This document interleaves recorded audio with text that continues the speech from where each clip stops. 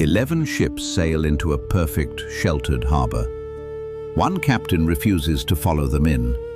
Within minutes, the other 11 will be gone, smashed to splinters, their crews speared in the water like fish. This is the single deadliest hour in the entire Odyssey, and the only reason Odysseus survives it is that he trusted no one's judgment but his own.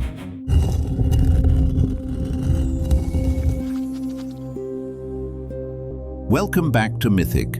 This is Chapter 4 of the Odyssey, the Laestrygonians. Last time, Aeolus gave Odysseus the perfect gift, every dangerous wind bound in a bag, only for his own men to tear it open within sight of home and undo everything. Cursed, humiliated, and refused help a second time, Odysseus rode on with no wind and no favor left to spend. Eventually, his ships found a harbor that looked like a gift from the gods. A narrow inlet ringed by sheer cliffs on every side, the water inside perfectly calm, untouched by wind or wave.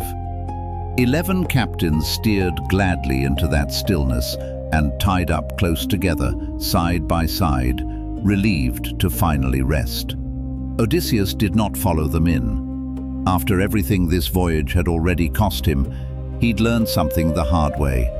A place that looks too perfect deserves suspicion, not relief. He moored his own ship alone, outside the harbor mouth, tied to a rock at the entrance, the one decision that would save his life. He sent 3 men ashore to learn who lived there. They found a smooth, well-worn path leading up from the shore and followed it toward what looked like an ordinary town.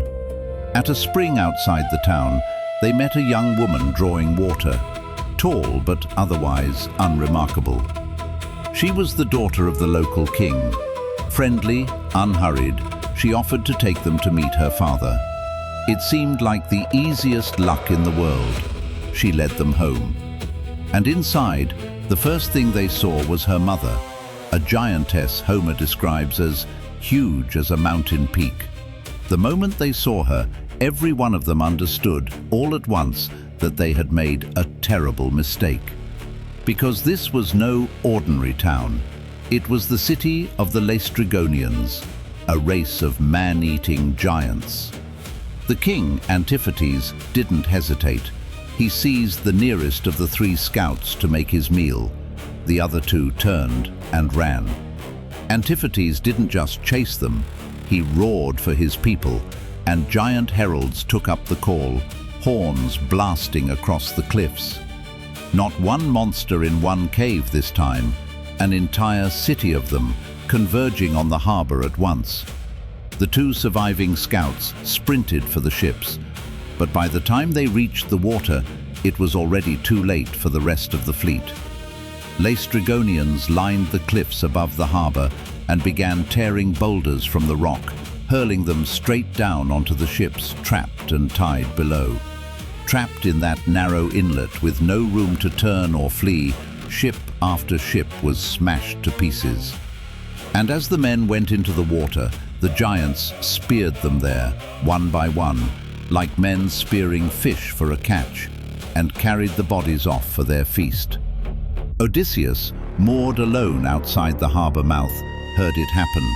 The screams, the horns, the impacts, without being able to see all of it, and without any way to save them. He drew his sword, cut his own ship's mooring rope in a single stroke, and shouted for his men to row. It was the only choice that kept any of them alive. In the time it takes to read this sentence, 11 ships and every man aboard them were gone. Of the 12 ships that left Troy, 11 now lay smashed at the bottom of a foreign harbor. 1 remained. Look at what actually saved him. Not strength. He never draws his sword until the very end. Not cleverness like the Cyclops. Just a habit this voyage has been teaching him from the very first island. Don't trust the easy way. 11 captains saw a calm harbor and relaxed. One captain saw a calm harbor and got suspicious. That's the whole difference between living and dying in this story now. One ship left, a crew that has watched everyone else die. And ahead of them, an island with smoke rising from a distant house, and a voice inside it, singing. Subscribe to Mythic, and I'll see you on the water.